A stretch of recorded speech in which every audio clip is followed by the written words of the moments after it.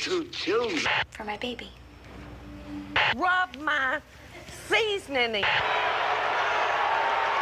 My name is Brad, and I'm a conservative Republican. Last summer, I happened to come across a video on the internet about the World Trade Center collapse on September 11th. As a kind of demolition hobbyist, I downloaded it and watched it.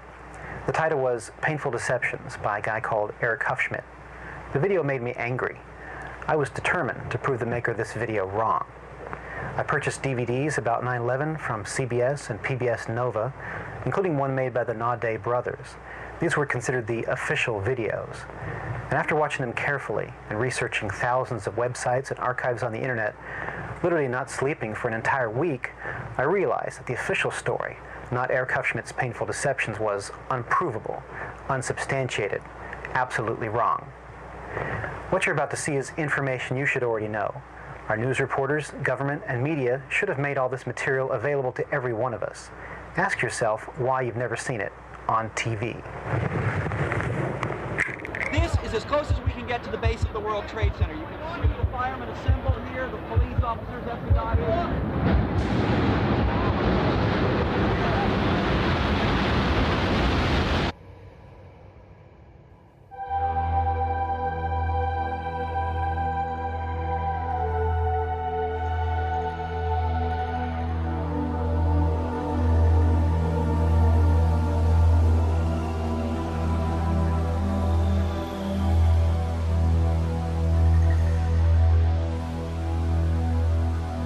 On September 11th, we learned that 4 passenger planes were hijacked and taken radically off course. Within an hour, 2 of the planes had flown into the enormous steel towers of the World Trade Center, creating fires and eventually toppling them.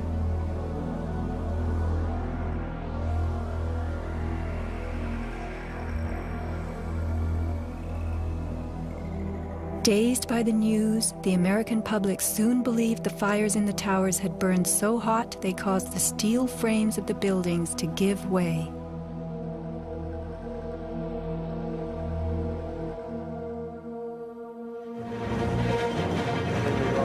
A myth developed, fed by official sources through the media to a bewildered audience. So when it was attacked again, he immediately... Elements of the myth.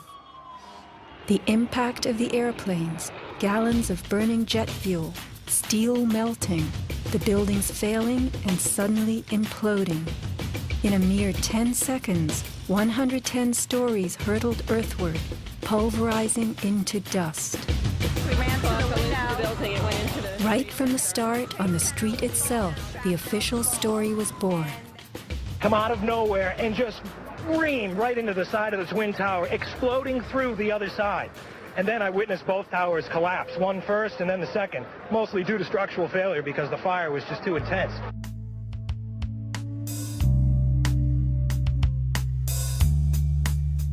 The myth bled into the FEMA report and was echoed by the experts.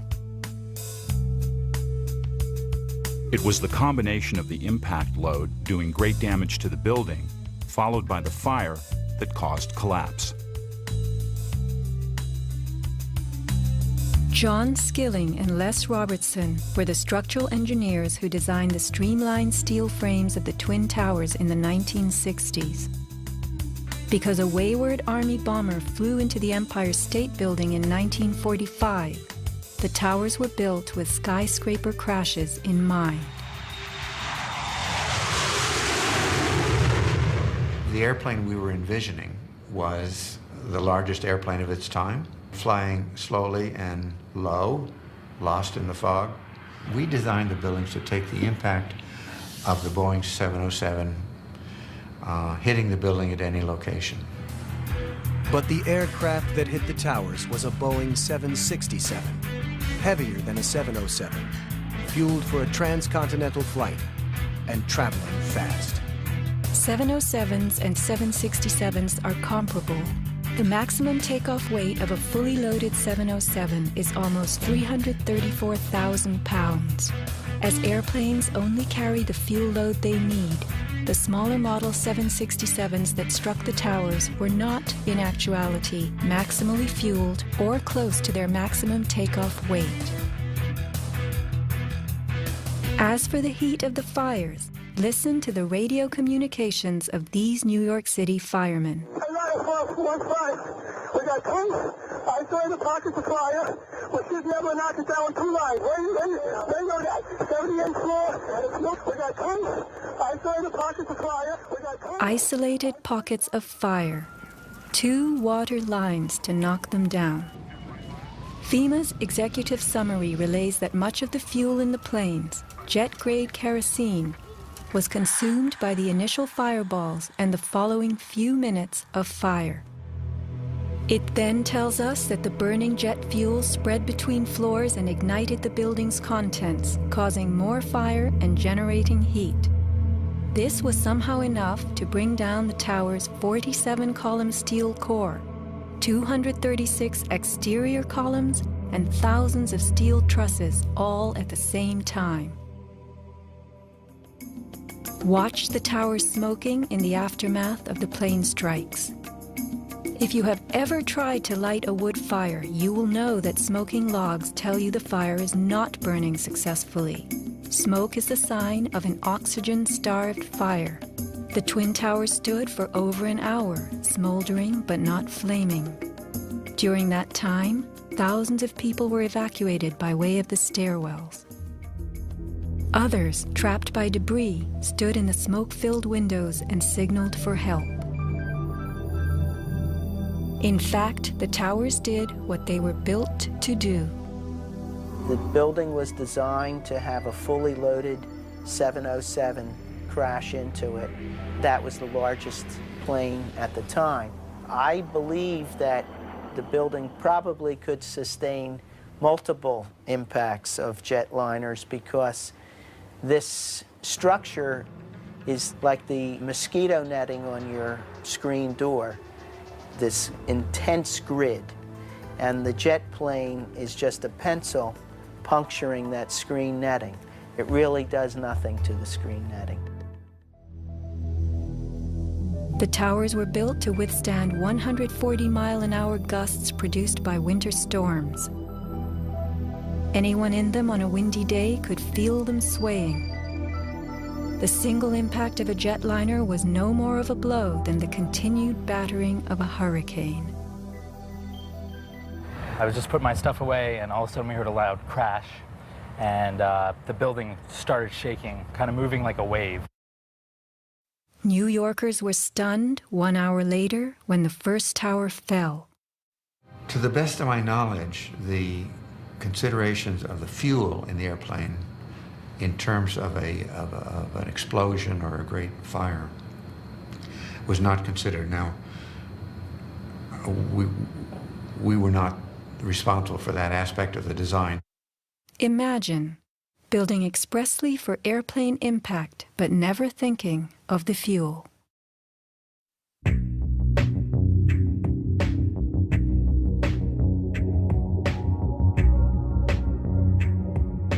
Never before in the history of the world has a steel building collapsed due to fire. I have not seen, until recently, a protected steel structure that has collapsed in a fire.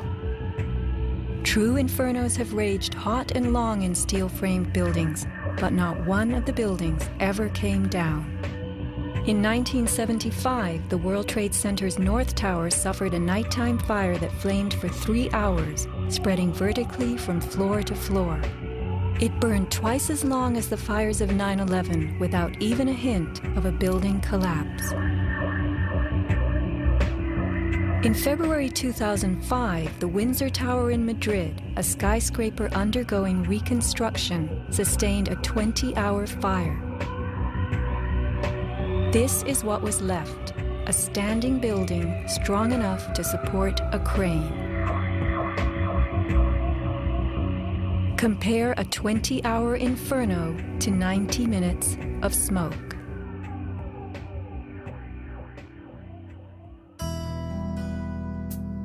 Why are buildings made of steel? Strong, light, and flexible, steel frames offer many advantages over wood and concrete, especially where skyscrapers are concerned. Steel makes big buildings relatively light, with tremendous load-bearing capacity. The upper floors won't crush the floors beneath them, and steel holds up better to weather and fire. Most skyscrapers are built on steel or concrete frames, which is a grid of columns and beams that goes all the way through the building. The World Trade Center was different. It was what engineers call a tube structure. It was a very, very strong mesh of steel that surrounded the exterior. Inside, there was the core, a rectangle of 47 columns made of 4-inch thick steel at the base, thinning with increasing height. The cores combined might with ingenuity, anchoring the towers and allowing them to flex. Look at the size of this steel. Solid, prefabricated floor assemblies, welded metal floor pans placed on top of trusses both welded and bolted to the vertical frames.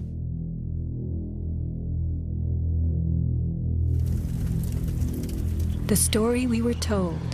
This rock-like steel grid gave way because fire warped the trusses, causing the bolts to fail. As the trusses sagged and fell, the floors dropped with them.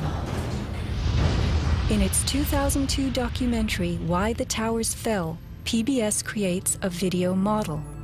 Once the trusses fail, the floors they were holding cascade down with a force too great to be withstood. The result is what's called a progressive collapse, as each floor pancakes down onto the one below. What remains standing? The tall, indestructible core. Why does PBS fail to explain the complete disappearance of the Twin Towers' cores?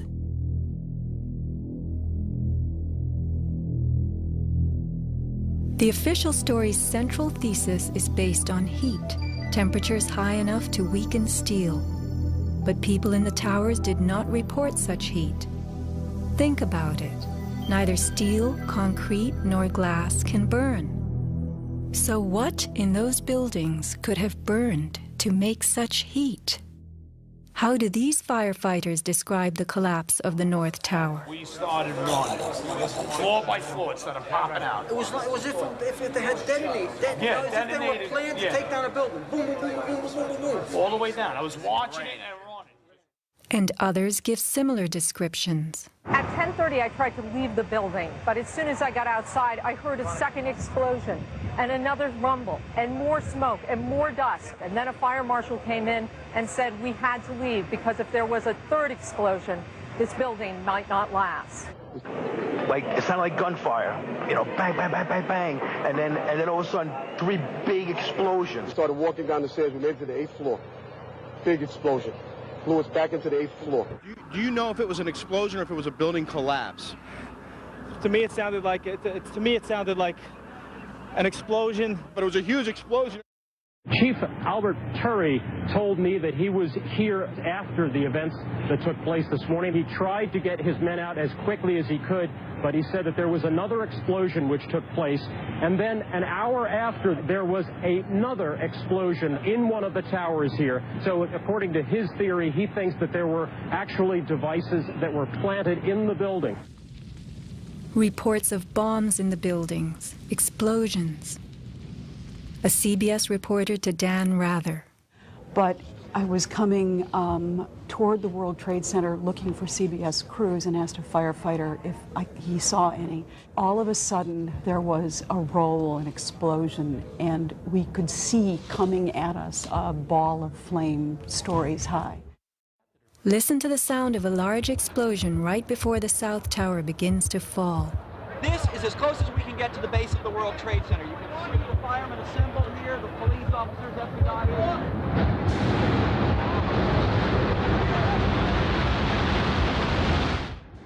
Sound reaches us after what we see. If the boom we just heard was the sound of the building collapsing, it would follow the collapse. Instead, the boom is heard before. Whoa, whoa, whoa. Bring it back.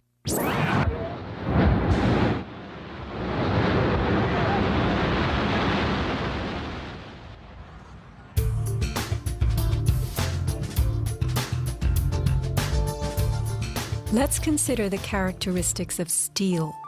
Steel is an alloy of iron containing added carbon for flexibility, workability, and strength. In the days of old, blacksmiths heated iron till it was red and pounded it for hours to form it. Horseshoes, knife blades, and plowshares were typical creations. Steel was introduced in the mid-1800s, and by the end of the century, with the advent of the blast furnace, found widespread commercial use. A blast furnace is known as a controlled environment. High temperatures are reached as oxygen is pumped into a closed space. How and when does steel melt? Steel melts at temperatures of 2,750 degrees Fahrenheit and above, attained only in a blast furnace or when a powerful incendiary such as thermite is used. Steel or any substance that is burned will never become hotter than the temperature of the fire or heat applied to it. An open-air hydrocarbon fire reaches a maximal temperature of some 1,200 degrees Fahrenheit in a dirty or uncontrolled burn, characterized by red-orange flames. Red-orange flames are what we saw on September 11th. Even the fireball caused by the plane strike was red-orange.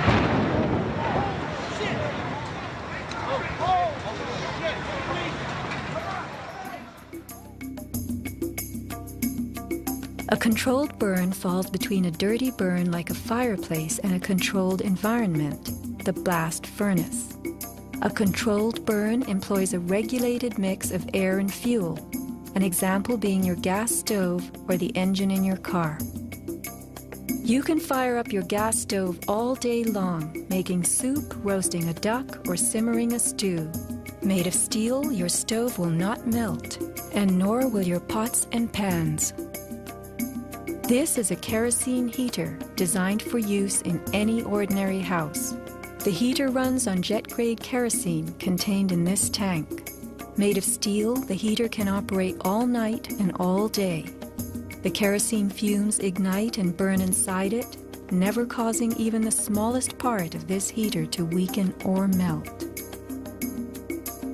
Yet we were led to believe that these tremendous buildings, framed in steel and surfaced in aluminum, totally collapsed from small scattered fires and 90 minutes of smoke. Take note of these hurtling beams, thrown laterally outward as the tower comes to earth. Would fire have the strength to eject such huge hunks of metal? MIT engineering professor Thomas Eager's 2001 paper is officially considered the academic standard for explaining the World Trade Center collapses. In it, he tells us that steel loses half its strength at 650 degrees Celsius, and that the fires that day did not get much hotter than this. He stresses, however, that the fires did not burn evenly. It was the uneven temperatures that caused the steel to deform and some of the floors to fail. These falling floors brought down the whole building. While it was impossible for the fuel-rich diffuse flame fire to burn at a temperature high enough to melt the steel, its quick ignition and intense heat caused the steel to lose at least half its strength and to deform, causing buckling or crippling. This weakening and deformation caused a few floors to fall, while the weight of the stories above them crushed the floors below, initiating a domino collapse.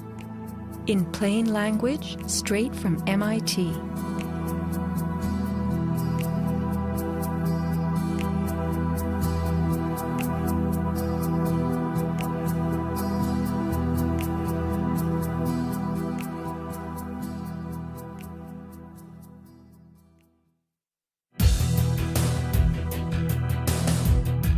What do falling buildings look like? What do demolitions look like?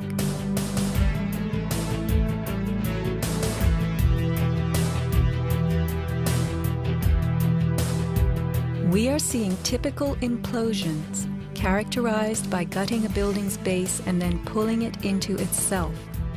Computer-controlled sequencing fires the explosives in a rapid wave. Notice the jets of shooting concrete, the flashes, the pops, the caving of the buildings as they fall into their footprint, the tremendous, billowing clouds of dust.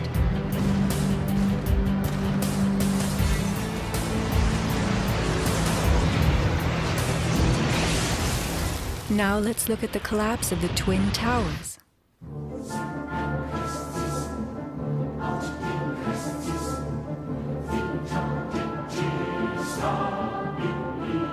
We are seeing explosions rather than implosions, a first in demolition history. A sequenced rumble becomes a roar as debris is thrown outward. The damage is not contained. Even the windows are blown from neighborhood buildings. What kind of energy enabled this? Would fire hurl metal and concrete sideways into the air? Here, a 600,000-pound chunk of steel, twice the weight of a Boeing airliner, was flung 400 feet, wedging itself deep into 3 World Financial Center on Vesey Street. A FEMA photographer taking pictures of Ground Zero wondered why so many steel beams were jutting from neighborhood buildings. Watt shot pieces of the towers all the way across the street.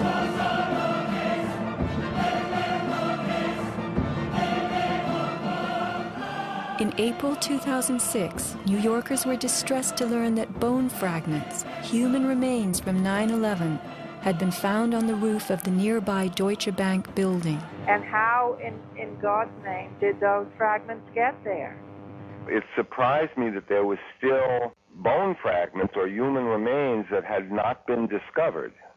How is it possible that after 5 years they're finally looking on the rooftops of the Deutsche building? I mean, that's crazy. And bone fragments less than a centimeter long. How could they be so small?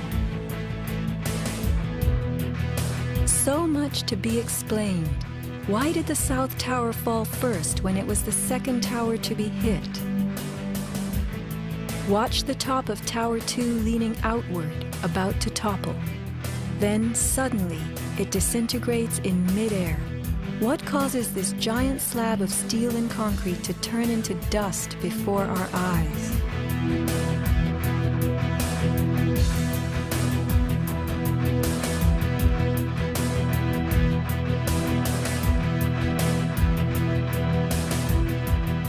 Watch both buildings collapsing straight down, directly into the path of most resistance, which is all the floors and all the mass of the building itself.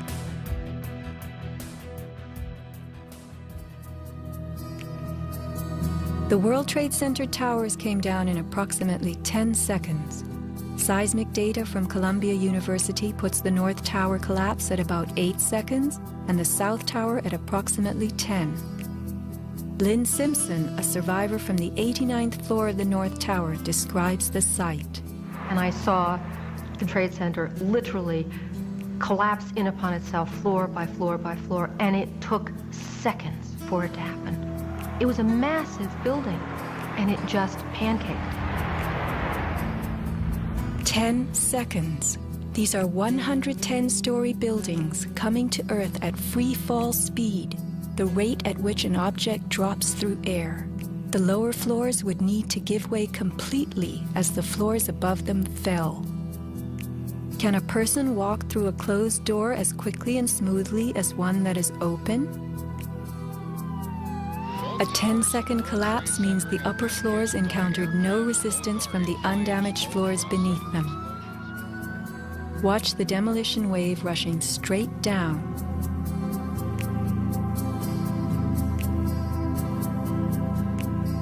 Here the South Tower is half its original height, but wreckage from the upper collapse has not yet fallen this far. We are watching a demolition moving faster than gravity itself, a building bursting into powder from top to bottom.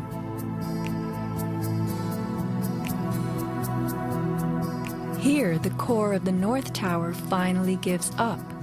700 remaining feet of giant steel columns, among the strongest ever erected. What force acts upon the core to make it all of a sudden disappear? Eric Hufschmidt, author of the book Painful Questions, is a metal-cutting software engineer. The floors of the World Trade Center towers were on three-dimensional mesh of steel beams. You have to keep in mind now the floor is about an acre in size. There are thousands of joints all over it.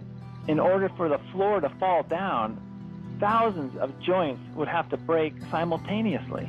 So then if you look at the speed at which this came down, less than 10 seconds, you blink your eye and thousands of joints just pop somehow. The only way you can explain that is with explosives. They had to have had explosives placed all over the floors at the primary joints. And then that would explain how all of the joints broke at such a rapid rate. The debris was crashing from one floor to the next. Debris cannot crash through steel and concrete floors as fast as it falls through the air. And there was no slowing. Explosives had to be breaking the joints ahead of the falling rubble, which is why the top half starts off collapsing slowly and then it starts picking up speed. This is a pancake collapse. Why don't we see piles of floors at ground zero?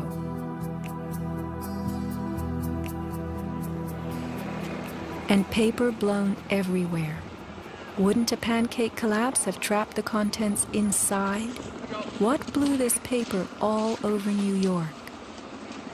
If you were to drop a billiard ball from the top of the Twin Towers, it would hit the ground in just over 9 seconds, the average time it took for the towers to fall. Helped by gravity and falling through air, the ball will gain speed. The calculation for a pure pancake collapse of 110 stories, with each floor pulverizing to get out of the way, is 96 seconds. In the real world, with the floors creating resistance, a pancake collapse would lose speed. Never would it gain speed.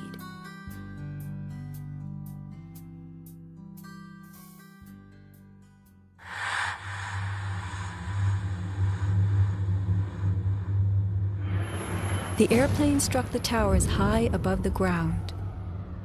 But down in the lobby of the North Tower, marble facing flew off the walls. The windows shattered, all the glass blown out. Right away, a guy from the Port Authority told him the damage was somewhere above the 78th floor. But all you had to do was look around. It was obvious. Something had happened right there in the lobby. You just saw that all the windows were blown out. The lobby looked like the plane hit the lobby.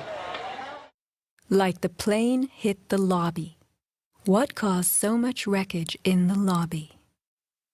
William Rodriguez, a maintenance employee at the World Trade Center and the last human being to exit the towers alive, describes a giant blast below his building. And all of a sudden, we heard an explosion. It was a huge explosion that came from under my feet, meaning that it came from the sub-levels between B2 and B3.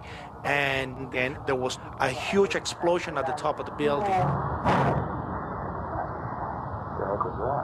You could hear the difference from the bottom and all the way through the top. The one from the top, which was actually seconds after, was heard very far away. The one at the basement was pretty loud, and you felt your actual feet moving with the floor. The tremor that is sent through the floors, that the walls cracked and the false ceiling totally collapsed. And that's when a person named Felipe David came running into our office saying, "Explosion, explosion, explosion." And when I saw him, he has all his skin pulled from under his armpits and missing pieces on his face. An explosion deep down in the tower before the plane crash 95 floors above. Others lived to report enormous explosions below the towers. Construction worker Philip Morelli was in North Tower's sub-basement 4 at the time of the first plane strike. I go downstairs, the foreman tells me to go to remove the containers. As I'm walking by the main freight car of the building, in the corridor, that's when I got blown. I mean, the impact of the explosion, of whatever happened, it threw me to the floor, and that's when everything started happening. Blown to the floor. Let's hear what happened next. I was racing, I was going towards the bathroom. All of a sudden, I opened the door, I didn't know it was a bathroom, and all of a sudden a big impact happened again, and all the ceiling tile was falling down, the light fixtures were falling, swinging out of the ceiling, and I come running out the door, and everything, the walls were down, and now I started running towards the parking lots. There was a lot of smoke down there, there was a lot of people screaming. People came with us running up the ramps. Philip then ran underground to the South Tower. You know, you got to go clear across the whole from 1 to 2 World Trade Center. You know what I mean? That's the way you got to run. And then all of a sudden it happened all over again. Something else hit us to the floor. Right in the basement, you felt it. Walls were caving in, everything that was going on. I mean, I know of people that got killed in the basement. I know of people that got broken legs in the basement. People that got reconstructive surgery because the walls hit them in the face. Engineer Mike Pecoraro in the 6th sub-basement found the parking garage and machine shop reduced to rubble.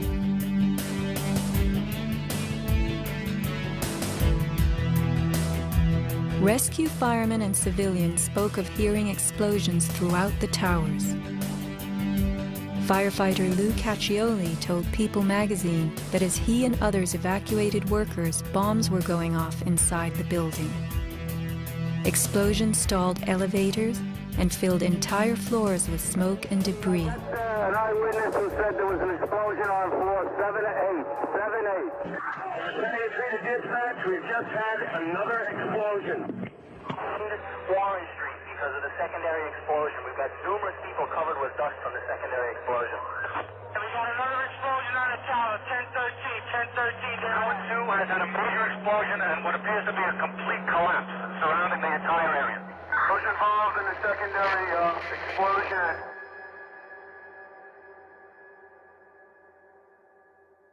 William Rodriguez, helping the firefighters, reports blasts within the North Tower well before it fell. As I went up, I remember listening to small explosions on the upper floors, and these small explosions were not coming from the area of the impact. It was coming from lower floors. And when the second plane hit the South Tower, we heard boom. When we heard boom, inside our building, the North Tower, we heard pa pa pa pa pa pa pa pa. And on the security radio, we heard, we lost 65, meaning the 65th floor collapsed. And as we went down the stairwells, you could hear the actual collapsing inside the buildings. You heard rumble, you heard the cracking of the walls, I mean, pieces falling right next to us of the actual building.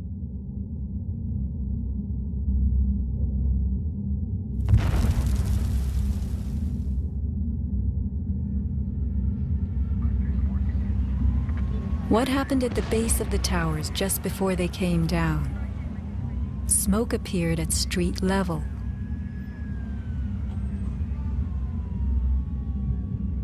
This video was shot from New Jersey. An explosion is heard as white smoke rises at the base of the building. Now people are gathering in large groups. In fact, at one corner, smoke was coming from the city. Folks stepping out of bodegas.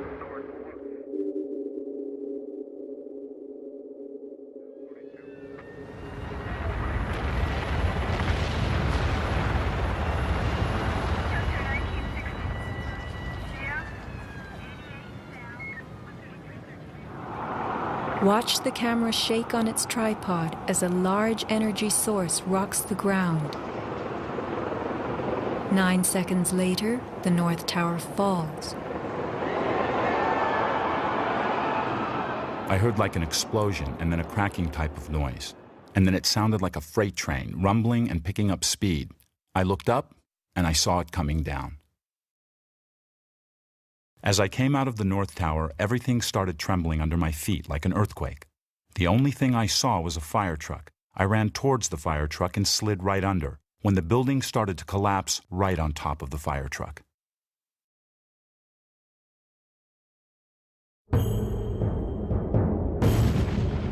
Across the Hudson River, Richard Siegel was filming an astonishing day. The sound meter of Richard's camera caught something very significant. Adjusted for the distance involved, as sound travels more slowly than what we see, the camera registered multiple explosions in the towers. Here is the South Tower record. Then the building fell.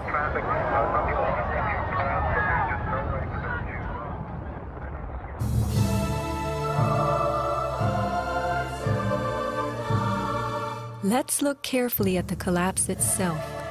Notice the puffs of concrete issuing from the sides of the building well ahead of the collapse wave. Called squibs in demolition language, these are actual explosives, charges firing visibly through the exterior as gravity pulls the building down.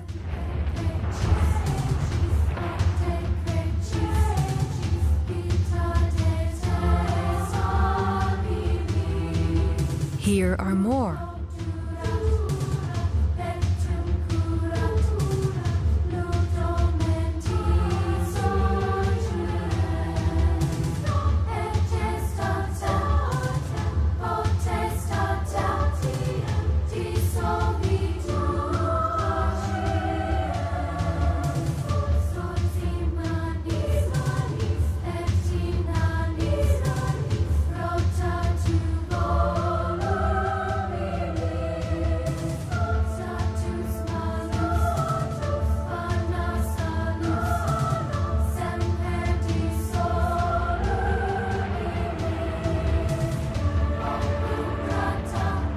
Shattering from the top, engulfed by banana peel plumes, these were no ordinary implosions. The Twin Towers each consisted of 3 multi-story buildings set on top of one another. To sustain the weight of so many floors, the sky lobbies had to be extra heavily reinforced. Watch a big squib coming from the sky lobby band.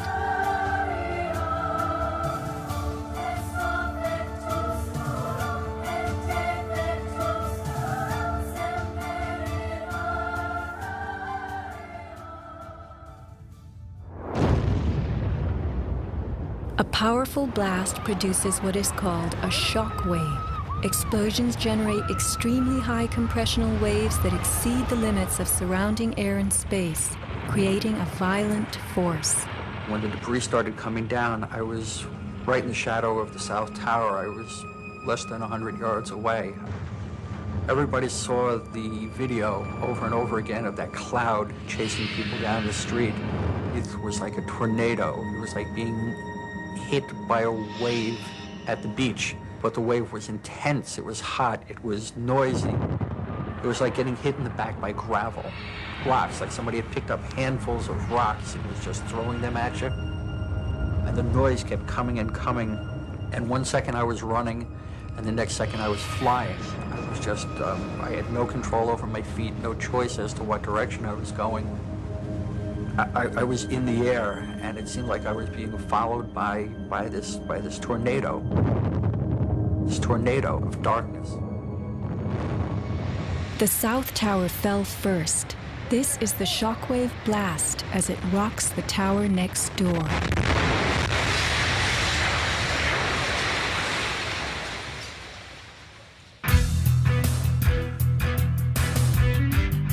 As the buildings fell, they darkened Manhattan, filling the air with billowing clouds of dust and ash.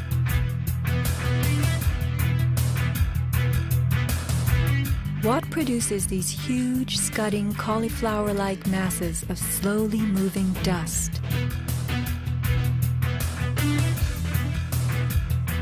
True, a 110-story building has just been reduced to 1 million tons of rubble. But is there anything in our experience we can compare it to? A volcano.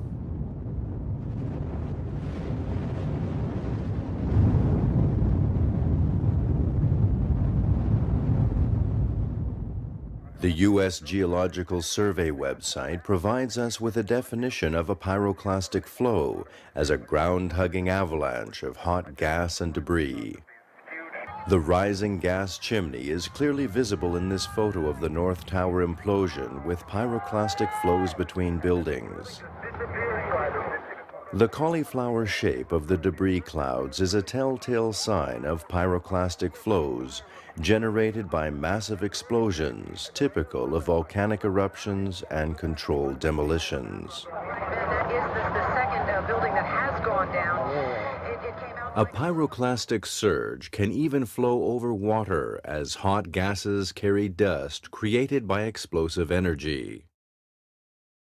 Here, the South Tower implosion creates a pyroclastic surge moving out over the Hudson River. A volcanic eruption produces exactly the same thick, scudding ash, heavy with debris, hugging the ground as it flows out from a tremendous internal explosion.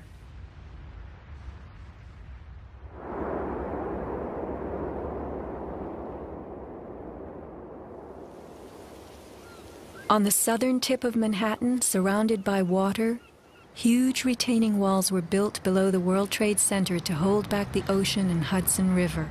The bathtub, as it was called, held 7 levels of parking garages, maintenance rooms, and the New Jersey Path train station. After September 11th, the 3-foot-thick slurry walls were found to have shifted up to 18 inches inward. These walls are coming in. These walls hold back the river. So if these walls cave in, this place is going to get flooded out by the river. Let's think about this. A pancake collapse should have left the foundations in place. They had always borne the weight of 110 floors, but something happened in the sub-basements to disrupt them. All the collapse had gone down to track level, so we had 60, 70 feet of wall, totally unsupported. What kind of force could have dislodged so many stories deep underground?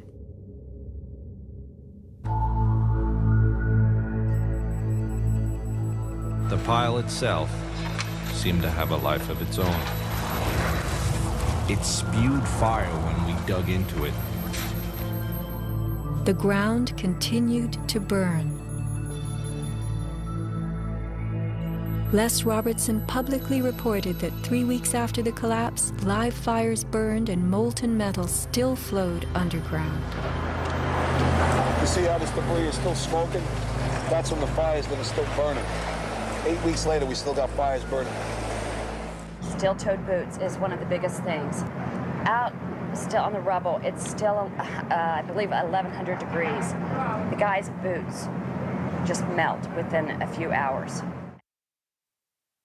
In November 2005, physics professor Stephen Jones of Brigham Young University published a 25-page treatise on the collapse of the Twin Towers and Building 7, applying the laws of physics to the official story. From an interview on MSNBC. As we read in the FEMA report, it says here, and I put this in my paper, of course, the best hypothesis, which is the only one they looked at, fire, has only a low probability of occurrence. Further investigation, analyses are needed to resolve this issue, and Professor, I agree with that. I am sorry that we are out of time, and I'm not sure that... Whoa. One other thing I want to mention about... Okay, if you can hit it, hit us with it quickly. All right. Okay, here we go. Molten metal in the basements of all 3 buildings. Right. And yet all scientists now reasonably agree that the fires were not sufficiently hot to melt the steel. So what is this molten metal? It's a direct evidence for the use of high-temperature explosives such as thermite. Thermite produces molten iron as an end product. Okay. We appreciate your coming on, even if I don't understand your theories. We appreciate you trying to explain them. Thanks. Professor Jones barely got in his mention of thermite. An incendiary used by the military, thermite is a compound of iron oxide and aluminum, which when ignited sustains an extreme heat reaction, creating molten iron. In just 2 seconds, thermite can reach temperatures over 4,500 degrees Fahrenheit. quite enough to liquefy steel. This is thermite melting the engine of a car. We know that open-air fires cannot burn hot enough to melt steel, but metal had melted at the base of the towers. The second product of a thermite reaction is aluminum oxide, visible as white smoke. Was thermite used in conjunction with explosives on September 11th? Watch this very bright substance pouring from the 81st floor of the South Tower.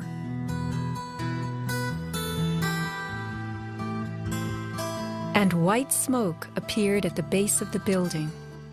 Would this be aluminum oxide, the byproduct of a thermite reaction? Appendix C of the FEMA report describes sulfur residues on the World Trade Center steel. The New York Times called this the deepest mystery of all. Sulfur slightly lowers the melting point of iron, and iron oxide and iron sulfide had formed on the surface of the structural steel. Sulfur used with thermite is called thermate, producing even faster results.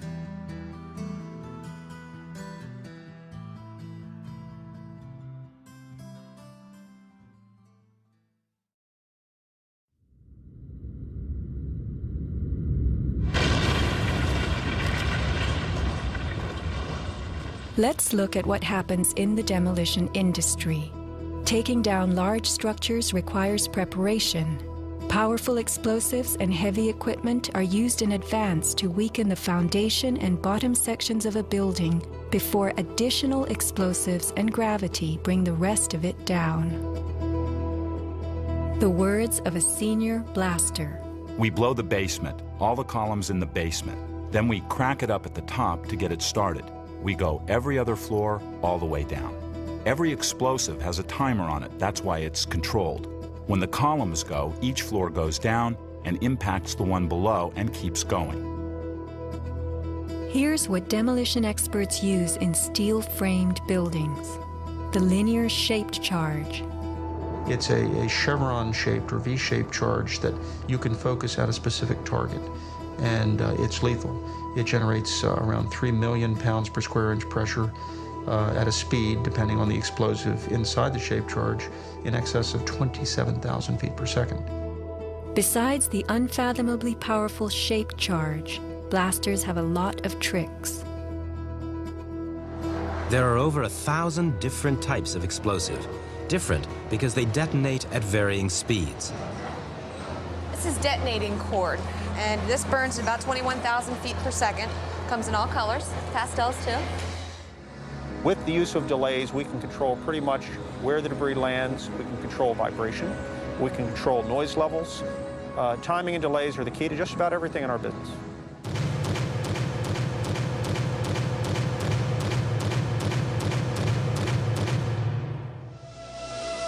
And what is the result? The thing that pleases me is the fragmentation and the control. I wanted to take a building and break it up into millions of pieces and put it in this basement as artfully as we do it, and it works just like clockwork. So we've got it all down to a science. It gives me goosebumps to talk about it.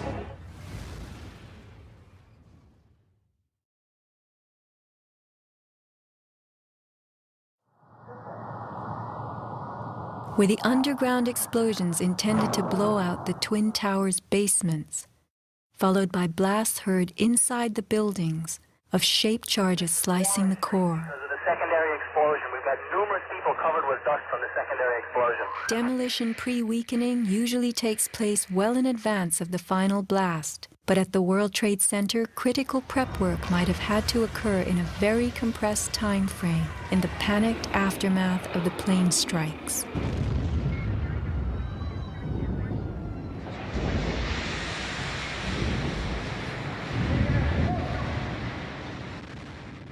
These core columns were discovered after the collapse. The angled cut occurs in exactly the manner that shaped charges slice through steel beams to control the way they fall. Notice the hardened once liquid metal. Was thermite used with the shape charge? The job of the shape charge is to cut steel H-beams. The way we do this is by cutting the beam at an angle, which, through a series of beams cut at the same angle, will tend to make the building shift over and walk.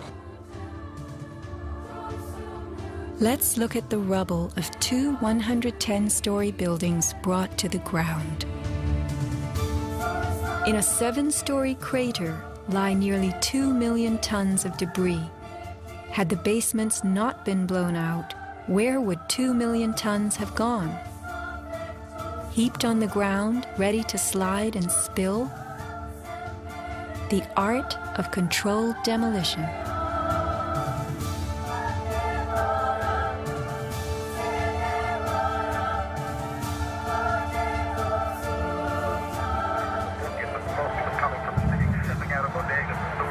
Remember the pre-collapse and mid-collapse explosions caught by Richard Siegel's camera on the Jersey Shore? Were these the blasts that took out the core and upper basements? Just before the final crumble, a mind-boggling sequence of computer-controlled delays that blew the exoskeleton, pulverized the concrete, to bring the whole structure rolling to the ground.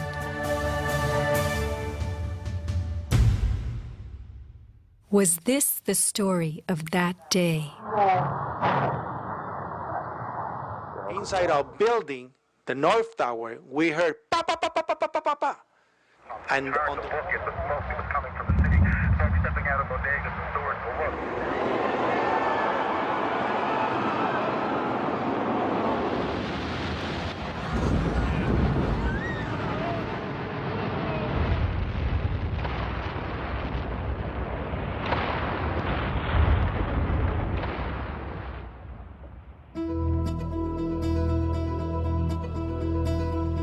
Some people appear to have known the imminent future on that fateful day. FEMA had arrived in New York on Monday night, ready for a bioterror drill. Spokesman Tom Kenny to Dan Rather. To be honest with you, we arrived on late Monday night and went into action on Tuesday morning. And not until today did we get a full opportunity to work the entire site other than the spot at Church and Day to which we were deployed. And Rudy Giuliani, mayor of New York, tells ABC's Peter Jennings that he was aware the towers would be coming down. What is going on now is a massive rescue effort. Do you believe it's hundreds or thousands? I really don't. I really don't want to say right now, Peter. I think it's going to be a horrible number. I saw people jumping out of the World Trade Center. I saw some of the firefighters who I know going into the building. And we were in a building in which we were trapped for about 10-15 minutes. And we set up headquarters at 75 Barclay Street, which was right there with the police commissioner, the fire commissioner, the head of emergency management. And we were operating out of there when we were told that the World Trade Center was going to collapse. The World Trade Center was going to collapse. It was going to collapse. It was going to collapse. Similarly, Larry Silverstein, new leaseholder of the World Trade Center, regretfully declared that a decision was made to pull Building 7 by the end of the day, the last structure added to the World Trade Center complex. Let's hear Mr. Silverstein's actual words, delivered for our benefit in the 2002 PBS documentary America Rebuilds. I remember getting a call from the fire department commander telling me that they were not sure they were going to be able to contain the fire. And I said, you know, we've had such terrible loss of life. Maybe the smartest thing to do is pull it. And they made that decision to pull, and then we watched the building collapse.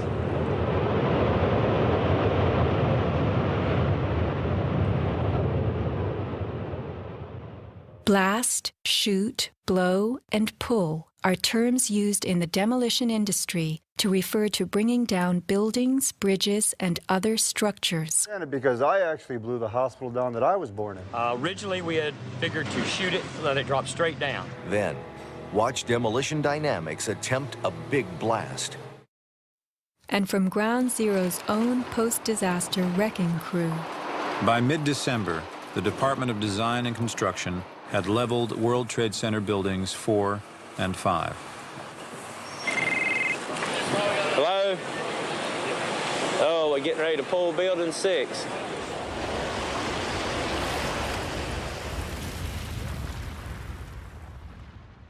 Silverstein, a commercial real estate tycoon with international political connections, acquired a 99-year lease on the World Trade Center complex in the spring of 2001.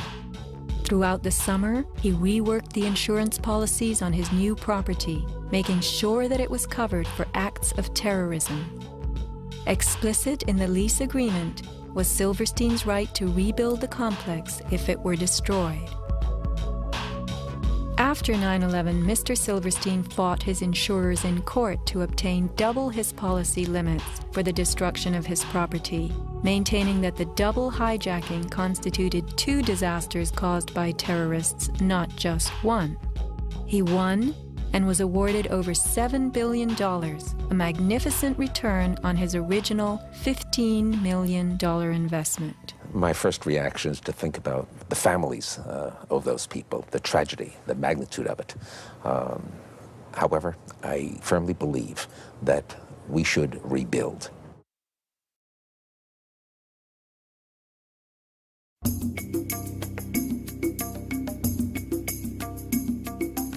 Just in the last few seconds, another building, building number 7, one of the buildings in support of the World Trade Center towers, has collapsed.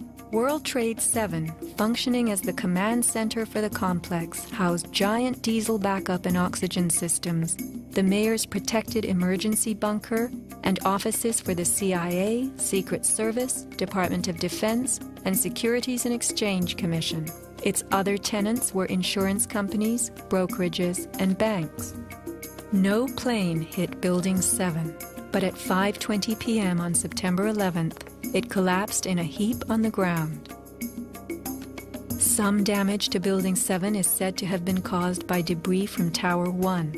Though this New York Times article tells us Building 7 burned like a giant torch, the only visuals that exist are of unidentified smoke and a few small fires. Compare this to the wallops sustained by World Trade Center 3, 4, 5, and 6. Positioned right below the towers, damage to the surrounding World Trade Center buildings was infinitely worse. Still, the structures held up. But somehow, rescue workers knew that Building 7 would fall. You hear that? Keep your eye on that building. It'll be coming down soon. A 47-story skyscraper, Building 7 folded neatly in 6.5 seconds, a textbook descent right into its footprint. Silverstein Properties now tells us that its owner was referring to the team of firefighters inside the building when he spoke of the decision to pulling the firemen out of harm's way. However, there were no firefighters in Building 7, according to FEMA, NIST, and Fire Chief Frank Fellini. They were ordered out at 11:30 that morning.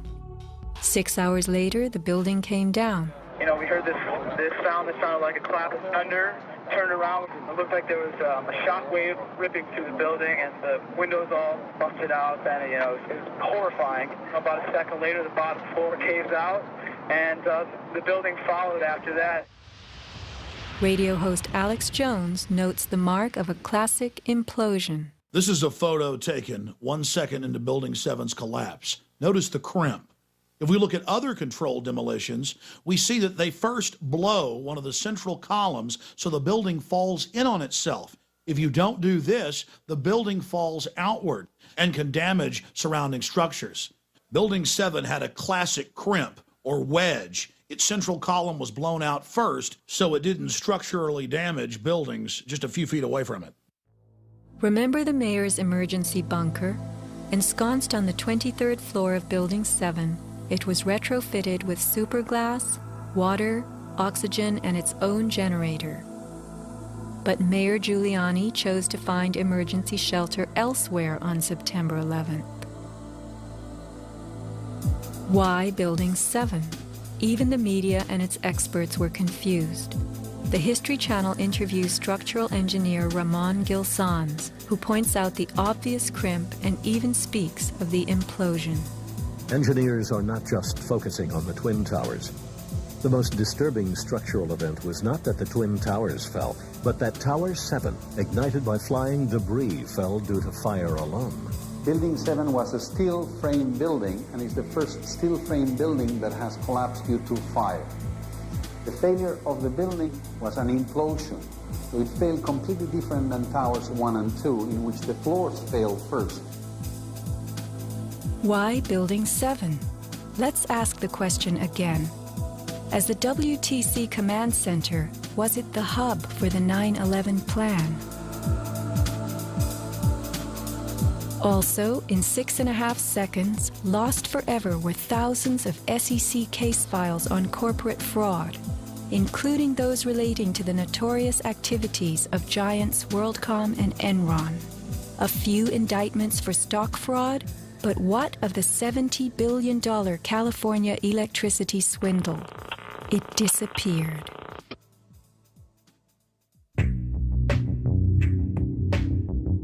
No one died in the collapse of Building 7.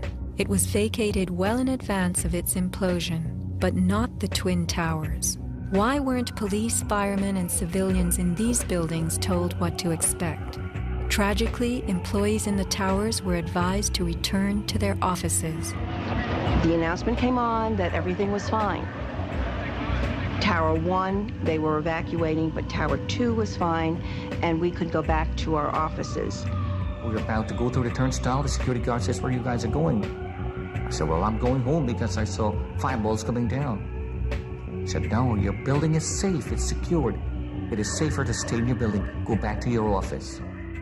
Stanley Prayamnath returned to the 81st floor.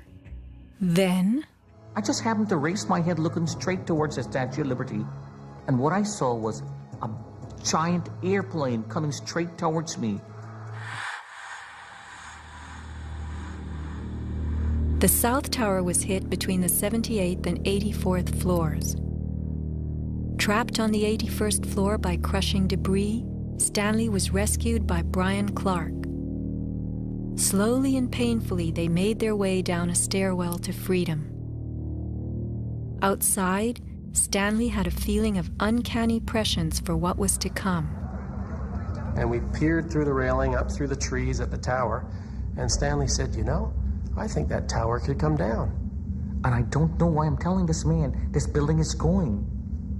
But I knew it was not over. I said, "There's no way. That's a steel structure. That's just draperies and carpets and furniture burning. You know, there's no way." And I didn't finish my sentence when the tower started to slide. And I can still remember hearing, first of all, this boom, boom, boom explosions.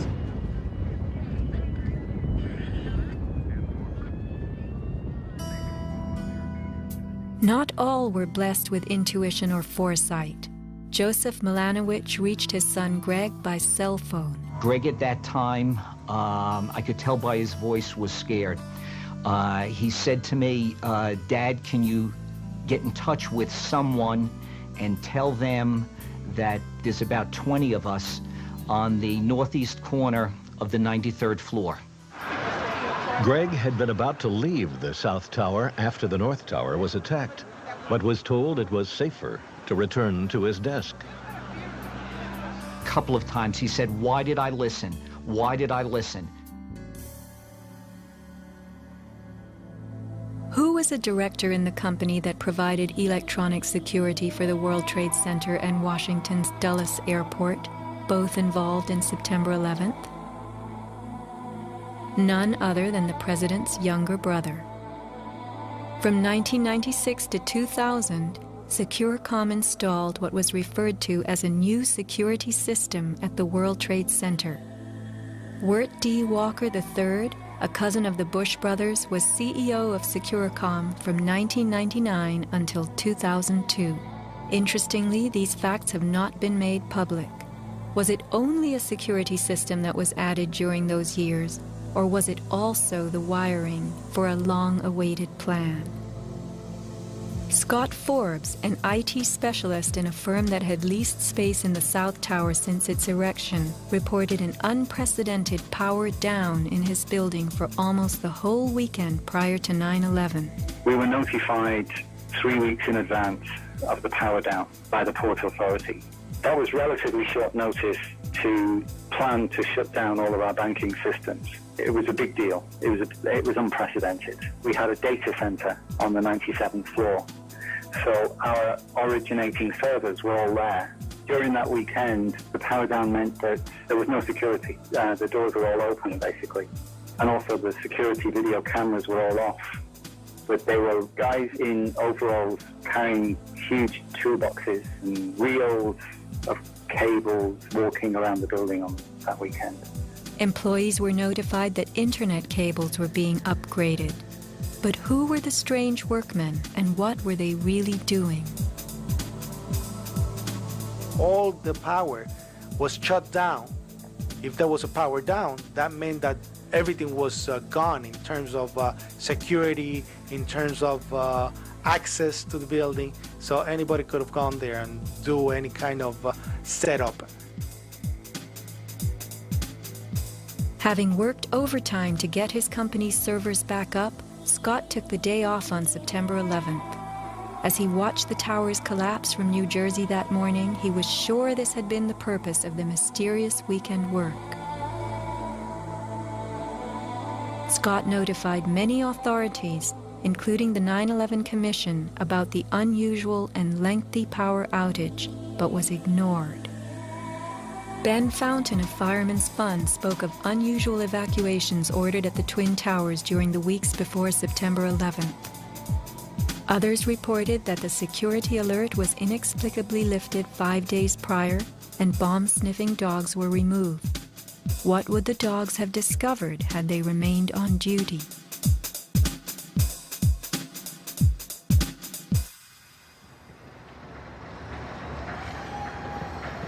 Not long after the disaster, Lower Manhattan saw banners like this one.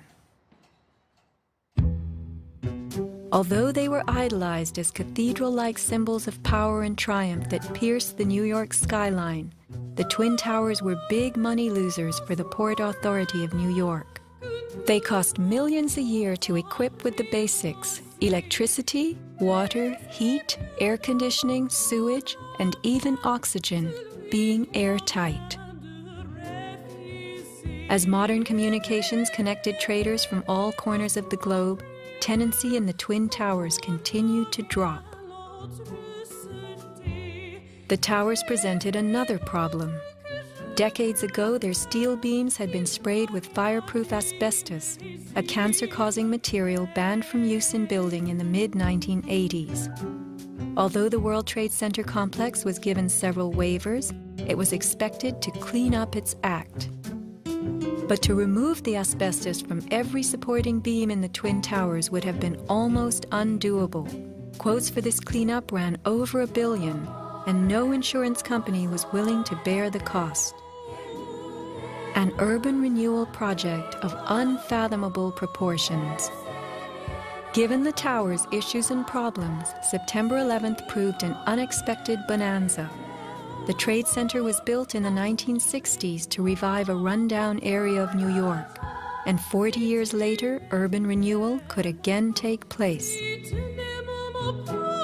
2 white elephants were removed, and a brand new complex is in the works. The full height of the new Freedom Tower will soar to 1,776 feet.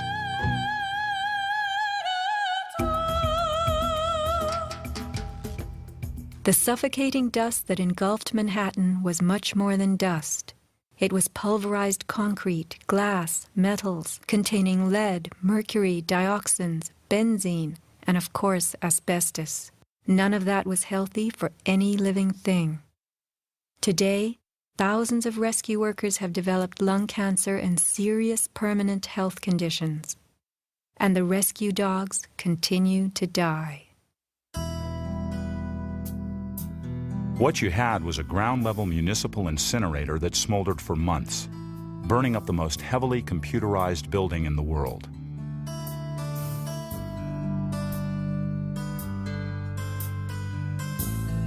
Patients have had black paste coming out of their pores. They have reported bowel movements that are blue or green and have smelled like smoke, despite the fact that they have not been at a fire scene for months. Only 3 days after September 11th, Washington instructed the EPA to declare Manhattan safe and reopen Wall Street, though the air remained toxic. A federal judge is blasting the former head of the Environmental Protection Agency for telling New Yorkers it was safe to return to their homes and offices near Ground Zero soon after the 9/11 attacks. The judge called Christine Todd Whitman's actions, quote, conscience shocking, and refused to grant her immunity. It was documented that the White House ordered EPA to tell these lies, to downplay the seriousness of the environmental hazards. In addition, 9/11 first responders who have fallen ill and applied for aid have been denied.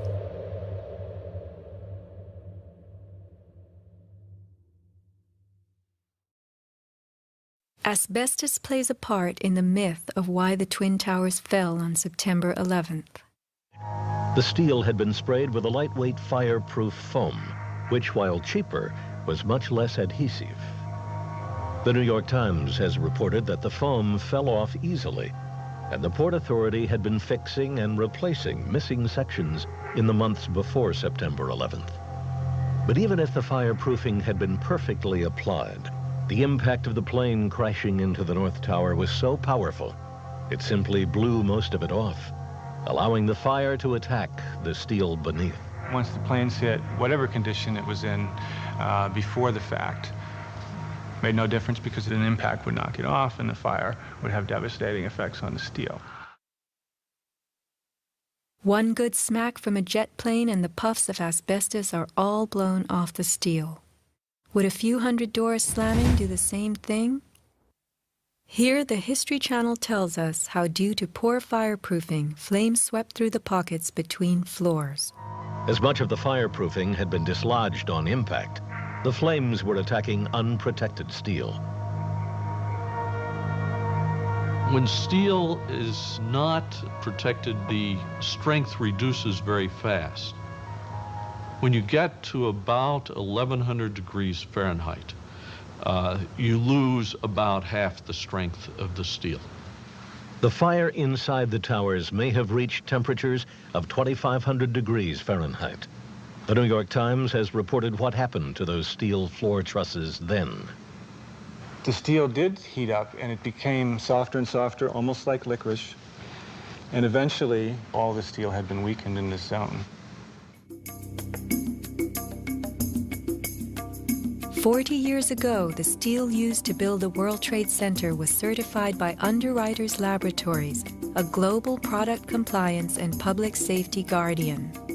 Let's hear a lone voice that spoke out from this enormous company. My name is Kevin Ryan, and I'm formerly a manager at Underwriters Laboratories.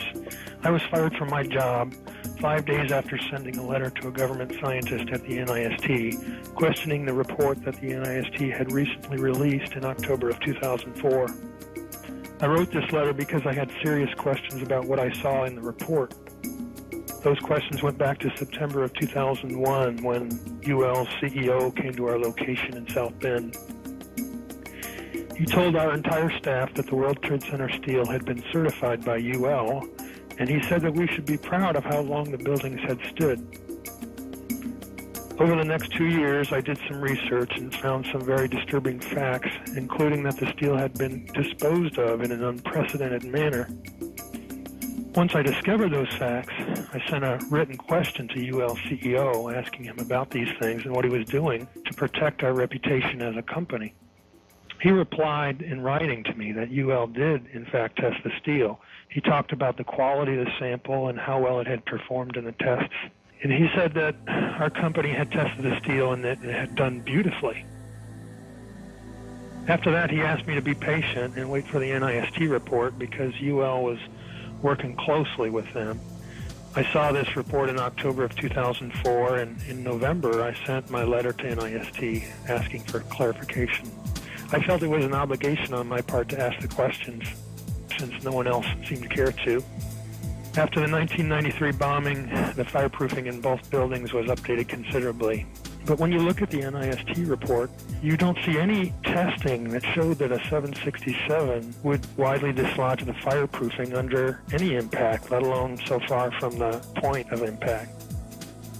So now we've been left with a new theory that is not really a theory at all, but only a collection of vague statements. The NIST report represents what can really only be called anti-science. They started with their conclusions and worked their way back to some leading hypotheses. When the results of the physical tests showed that the temperatures were far too low to soften steel, and that the floors could not have collapsed, and that the fireproofing could not have been widely dislodged, the NIST ignored these results and built a black box computer model that no one can argue with, and that would spit out the right answers. Today, anyone who's conscious enough to know what's happening in the world knows that most government policy is being driven by this false story. Crack down and punish the perpetrators of this attack. This is being seen on Capitol Hill as another Pearl Harbor, as another Pearl Harbor, as another Pearl Harbor. The steel in dragon-like lengths and contortions spoke for itself. Bent, deformed, without cracks. I found it hard to believe that it actually bent because of the size of it and how there's no cracks in the iron. It bent without almost a single crack in it. It takes thousands of degrees to bend steel like this. Typically you'd have buckling and tearing on the tension side, but there's no buckling at all. There's no buckling at all. Here is the meteorite, molten iron fused with concrete. And architects, engineers, people who work with steel, welders have just never seen the level of destruction and the level of deformation of this material in our lives. It is true that heat expands steel. In a fire, steel members may swell and bend slightly. But this, how could these huge tangles have been created? The steel below the towers had melted at many thousands of degrees. Since metal conducts heat, were these twisted remains formed by high temperatures wicking their way through a gridwork of steel?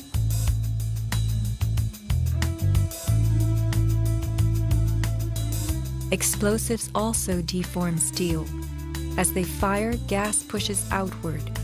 The force of the gas can easily bend a large steel column.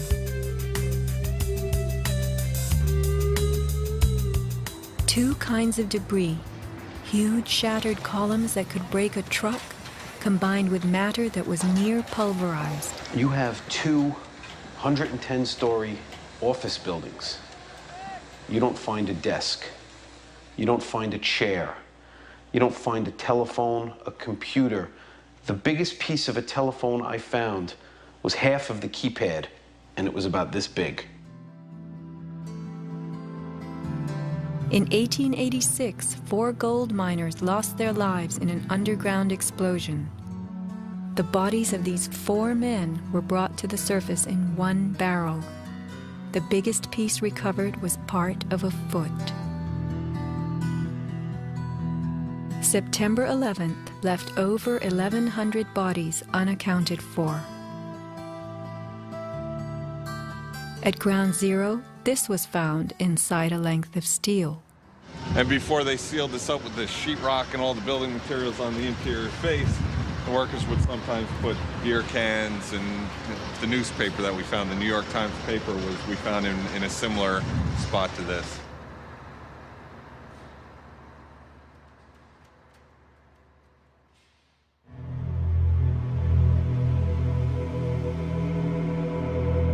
Secrets cannot be kept forever. Just as that newspaper from 1969 revealed itself to us decades later, we will someday know the inside of September 11th. The reasons for the staging of such a production go far back into time. Insurance policies covered nearly everything in the World Trade Center that was destroyed. But what if certain commodities could be removed in the nick of time? Gold and silver held by commercial banks and the COMEX exchange is said to have been stored beneath Ground Zero. This single cache belonging to the Bank of Nova Scotia was unearthed and made public. Was there more, and was it removed, remains a question. As last survivor William Rodriguez climbed the stairwell to rescue people, he remembers a very strange thing. As I stood there on the 33rd floor, I heard very strange noises on the 34th floor. Now, the 34th floor was an empty floor, a floor that did not have any kind of walls, or it was a construction floor. It was totally hollowed out. There was nothing there, and I heard very heavy equipment being moved around, and it sounded like dumpsters with metal wheels being moved around, and I got scared because I knew it was an empty floor. Nobody was supposed to be there. As a matter of fact, not even the elevators stopped there. You have to have a special access key to open the door on the 34th floor. So to find that there were strange noises there, and I continue actually bypassing that floor because I didn't dare to open the door on the 34th floor. Something told William Rodriguez not to mess with the 34th floor. I got scared. Yet William Rodriguez was not a man who was scared that day. He remained in a burning building against firemen's orders, endangering his own life as he saved the lives of others. What could have been happening on the 34th floor? For weeks, Scott Forbes had heard similar noises on the 98th floor above him. It must have been at least 4 to 6 weeks before 9/11. It was like rebuilding work going on upstairs. The tenants, the people from Aon who had been were moved somewhere else. The offices were just vacant. And there was a lot of heavy machinery building work going on. It was almost like pneumatic drills and lots of hammering, so much so that the floors were shaking. That's how noticeable it was. It was almost as if something heavy was being moved and then it was being taken off wheels, and it was like boom. Our floor underneath literally shook. You could feel the weight above you. That was how large it was.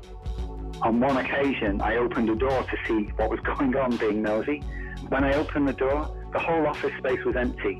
There was nothing there at all. It was quite bizarre because it was just empty. Completely empty, barren, nothing, zero. Not even cables hanging from the ceiling, but there'd been these heavy noises and vibrations up above. It was really strange. And the noticeable dust in the building the week before. It was probably the week leading up to 9/11. Every morning I'd come in around 7 a.m. and the dust was incredible. It was filthy. It was like the cleaners weren't cleaning.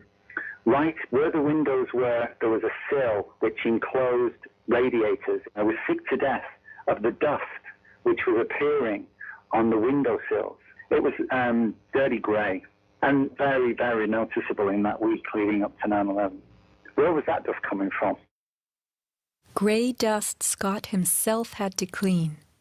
Was it powdered cement? The steel columns of the Twin Towers formed an endo and exoskeleton. Had something been placed around the edge of the building, holes been drilled to contain it? Was the dust in those final days a telltale sign? As white elephants, the buildings were full of vacant offices. Tenants could be temporarily moved around for upgrades as Aon was, and a plan arranged to perfection. Was the strange construction that could be heard but not seen going on all over the towers? Larry Silverstein took possession 6 weeks before September 11th, when the strange construction began. Were the sounds that scared William Rodriguez the last of the rats as they left a sinking ship?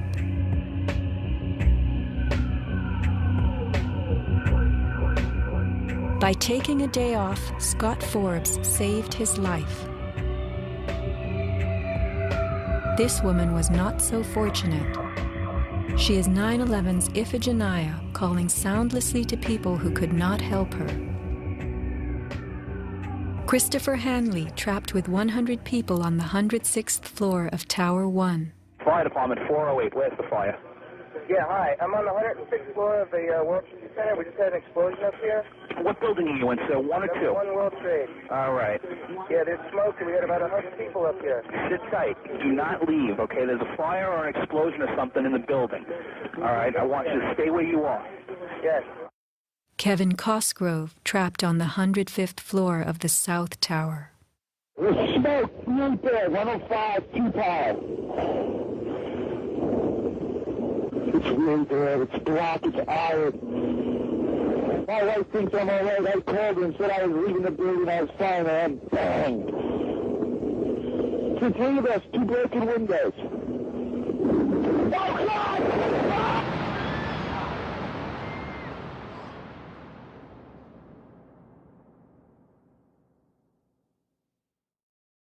Let's not forget these people whose fate on this day was decided for them. As we know, secrets cannot be kept forever.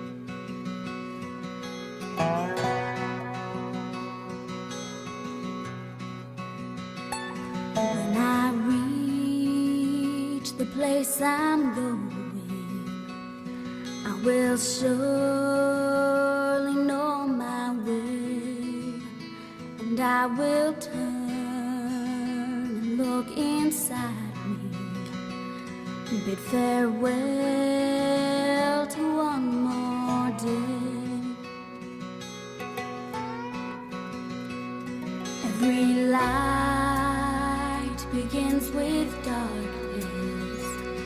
Every flower is one to see, and with the sun and wind to taste us, we are bound to be released. I will fly beyond this valley. I will open up the gate, and when I reach the place I'm going, I will surely know my way.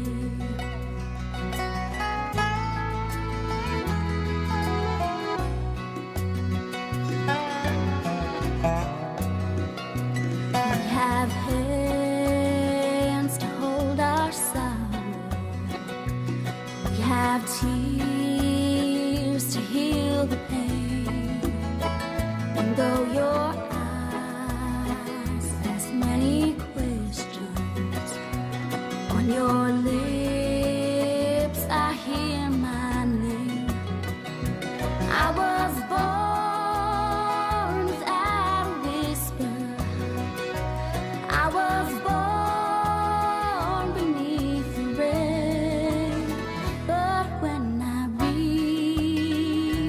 place I'm going, I will surely know my way. I will surely know my way.